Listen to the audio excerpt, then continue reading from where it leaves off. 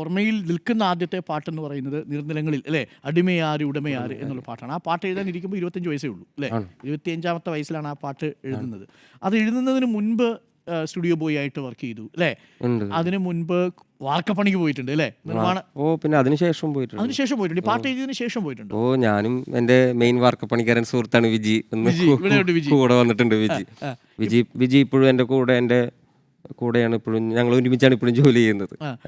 അന്ന് ഈ ജോലി ചെയ്യുന്ന സമയത്തും ഈ വാർക്കപ്പണി അല്ലെങ്കിൽ നിർമ്മാണ പണിയൊക്കെ ചെയ്യുന്ന സമയത്തും ഉള്ളിൽ ഈ ഒരു താളവും പാട്ടും ഈ നിരാശയും ഒരു ഫൈറ്റ് ചെയ്യാനുള്ളൊരു ഫയറും ഒക്കെ ഉള്ളിലുണ്ട്. ഞങ്ങളുടെ പണി സൈറ്റ് പാട്ട് കച്ചേരിയാണ്.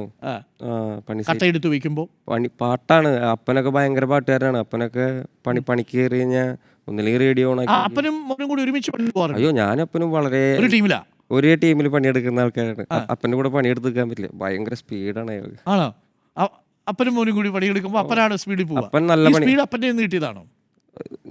ഞാൻ ഭയങ്കര സ്ലോ ആയിട്ടുള്ള ഒരാളാണെന്ന് എനിക്ക് തോന്നുന്നത്. ഞാൻ ഭക്ഷണം കഴിക്കാനും എഴുതാനും. അല്ല, പാട്ടിലെ സ്പീഡ് ഇല്ല, അത് ചിലപ്പോൾ ആയിരിക്കാട്ടാ. അപ്പൻ നല്ല പാട്ടുകാരനാണ്. അപ്പൻ പഴയ തമിഴ് പാട്ടുകളിലേക്ക് ആശാനാണ്.